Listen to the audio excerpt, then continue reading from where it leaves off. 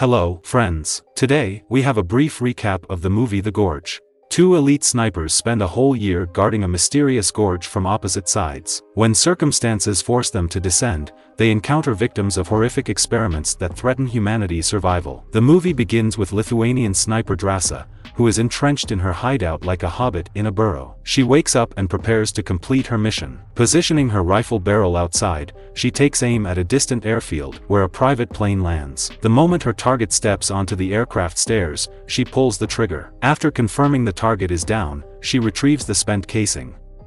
The story then shifts to former Marine sniper Levi. Suffering from insomnia and haunted by nightmares, he spends his nights driving around the city. At dawn, he sits by the sea, writing in a notebook. This continues until he receives an order on his phone: report to a military base. At the base, Levi meets a mysterious woman named Bartholomew. She wears no insignia and questions him about bad habits and his past work as a contract killer, reminding him that a psychiatrist had previously discharged him from service for seeing no meaning in life. She offers him a new assignment. Meanwhile, Drąsa returns home to visit her mother's grave and her ailing father.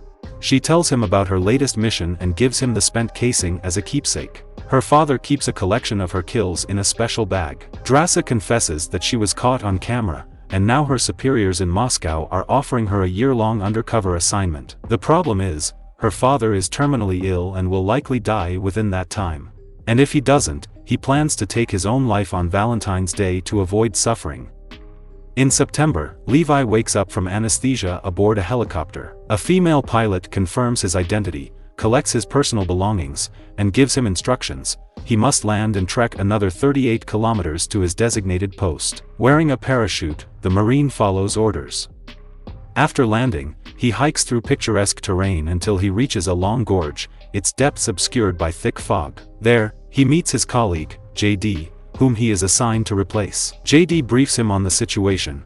Autonomous observation posts with generators and solar panels are set up on the western and eastern sides of the gorge, controlled by Western and Eastern European forces. Each post is manned by a single sniper, and direct contact between them is forbidden. Nearby, there's a garden, and the surrounding forest is teeming with game. The main task of the observer is a daily perimeter patrol to ensure security, check the automated gun turrets, replace suspended mines, and repair the fence in case anything tries to break through from the gorge. Once a month, they check in through the only available communication channel. Along the perimeter, antennas emit false signals to satellites, making the gorge invisible from above. JD also warns Levi that if the security system fails or the perimeter is breached from below, an aerial alert system will activate along with Protocol Stray Dog. In such a case, the only option is to run as far from the post as possible. Most of the equipment here dates back to the 1940s. After World War II, the West and the Soviet Union made a secret pact, one so classified that even presidents are unaware of it, to guard the exit of the gorge against the so-called Hollow Men. No one knows exactly what they are, but when 3 cavalry battalions were sent into the gorge for a post-war purge, none returned. JD suspects that hidden below is a literal gateway to hell. The next morning, after seeing JD off, Levi begins settling in. He has no idea that his predecessor, upon reaching the evacuation point, receives a bullet to the forehead instead of a well-earned rest and paycheck, something promptly reported to Bartholomew. October arrives. Throughout the month, Levi diligently follows his routine, patrolling the perimeter, checking the fences, counting the mines, monitoring turret ammunition, and attending the single monthly communication check-in. Out of boredom, he flips through books from the station's meager library and discovers favorite quotes scribbled on the wall behind a bookshelf, left by previous watchers. One day, curiosity gets the better of him, and he decides to use his binoculars to observe the opposite side of the gorge. There, he spots an enchanting young woman, Drąsa. Sensing with her intuition that someone is staring at her, she turns around, but without optics, she can't see what's happening across the divide. During a nighttime thunderstorm, Levi experiences a PTSD episode, jolting awake in panic. In the chaos, he knocks over a glass of water and cuts his foot. As he treats his wound, he notices a light shining from the tower opposite. His colleague is also awake. November comes. On her birthday, Drąsa overindulges in cake and champagne, then finds herself craving human interaction. She fires a shot into the air to grab Levi's attention, holding up a handwritten note. Reading it through his binoculars, the Marine reminds her that communication is strictly forbidden. But eventually,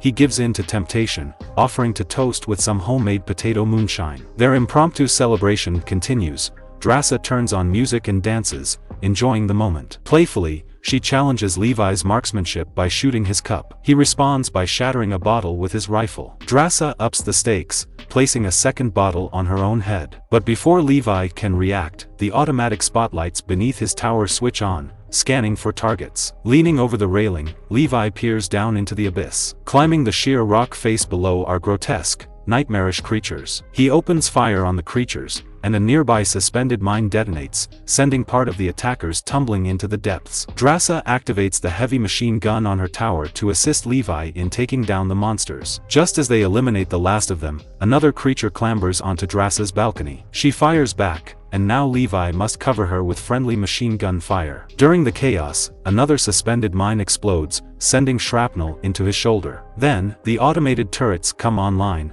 wiping out the remaining attackers. As Drasa tends to her wound, Levi covers her with his rifle. She thanks him, joking that this was the best birthday she's ever had. The next day, as they clean up the aftermath of the battle, Levi and Drasa spot a drone emerging from the fog below. It hovers momentarily before darting away. In December, Levi decorates a tree near his tower using spare light bulbs, wishing his colleague a Merry Christmas. Throughout the month, they continue communicating, playing chess from a distance and building snowmen in each other's honor. Time passes until February 14th. Drasa is overcome with sorrow, knowing her father is dying at home. She writes to Levi, saying she wishes he were there with her. This request sparks a surge of creativity in the Marine. He retrieves a grenade launcher shell from the armory, unscrews the explosive charge, and unspools a coil of rope in his yard. Securing one end at his post, he loads the other into the shell and fires it toward the eastern tower. Drasa, stunned by his ingenuity, quickly extinguishes the small fire caused by the impact and ties the taut cable above the gorge. Levi writes a dinner invitation, shaves, and prepares a modest bouquet of wildflowers. Clipping himself onto the cable with a carabiner, he builds momentum and glides across the chasm. However, he miscalculates the swing and ends up stranded in the middle. Resorting to what he's grown used to in months of solitude, he improvises a way forward. At last, the two meet face to face. Drasa has prepared a rabbit pie but insists her guests shower and change into clothes left behind by previous watchers. Over dinner, they discuss their fathers, their work, and their pasts. The evening ends with dancing, which gradually turns into something more intimate. Later, Levi confesses that he writes poetry and has even written one for her but refuses to read it aloud. In the morning, he prepares to return to his side in time for the monthly communication check-in. However, while making the trip back, they realize they've missed another attack. The creatures are already scaling the walls of the tower. One of them triggers a mine, and the resulting shrapnel severs the rope. Levi plummets into the fog, barely managing to deploy his parachute in time. Without hesitation, Drasa grabs her own parachute and leaps after him. She plunges through the thick yellow mist, landing in a raging river and losing her climbing gear in the process. Levi regains consciousness hanging upside down, his parachute caught in the branches of a tree. A mutant caterpillar attacks Levi, and he barely manages to shoot it off in time. Unfastening his harness, he drops into a sticky sludge that holds him like glue. But worse than that, it is part of a hungry, predatory organism slowly closing its massive jaws around him. Just as the monster is about to consume him, Drasa appears, blasting its teeth apart and helping him escape the trap. They trudge through a fog-covered, otherworldly forest toward the eastern cliff wall, hoping to climb out using a rope. However, along the way, they are ambushed by wooden horsemen wielding sabers. Fortunately, bullets prove highly effective against these mutated riders. While reloading, Drasa realizes she has lost the essential climbing gear. Scaling 500 meters of sheer rock is now impossible. That means they must find a natural exit from the gorge. Examining the fallen attackers, Levi deduces that these creatures were once soldiers from the missing battalions. That would mean they've been trapped here for nearly 80 years. The duo continues through the eerie forest, where twisted trees resemble frozen, agonized skeletons. Eventually, they emerge at what looks like an abandoned military settlement. Torn flags of Britain, the USSR, and the USA flutter weakly from a flagpole. The cracked asphalt beneath their feet suggests a powerful earthquake had struck the area. Entering a decayed church, they find the remains of people who had died on the pews. Judging by the cyanide residue, they had committed mass suicide. As they search the building, they are attacked by spiders made of human skulls. Moments later, the doors burst open, and the Hollow Men join the fight. Realizing they are tactically outmatched, the Watchers blow a hole in the wall with a grenade and escape through the opening. Seeking shelter from the open terrain, they sprint toward the cliffside, where they discover a bunker door. Inside, they find a long-abandoned research facility, overgrown with creeping vines and coated in decades of dust. Levi discovers a reel of film, while Drasa locates an old propane-powered generator. They manage to get it running, restoring power to the base. With electricity back online, they set up an old projector and load the film reel. The footage shows scientists explaining that in 1946, after the invention of the atomic bomb, the West and the East built a secret facility to develop biochemical weapons of equal destructive power. However, when an earthquake struck, the experimental samples leaked into the atmosphere, infecting everyone in the gorge. All living beings in the valley fused their DNA with plants, becoming carriers of a deadly biological contagion. However, the film reveals that brief exposure to the toxic vapors isn't necessarily lethal. If someone evacuates within a few hours, they can escape without irreversible genetic damage. In the lab, Levi discovers more advanced equipment from the 2000s, bearing the logo of a private company, Dark Lake. He realizes that the facility is still being studied remotely, likely using drones, just like the one they saw earlier. Finally, he uncovers the true meaning of Protocol Stray Dog. If security is compromised, the nuclear bomb activation process will be initiated, destroying everything within a 4 kilometers radius. The pair plans to escape before getting infected, but upon exiting, they discover that the mutants aren't as dumb as they seemed.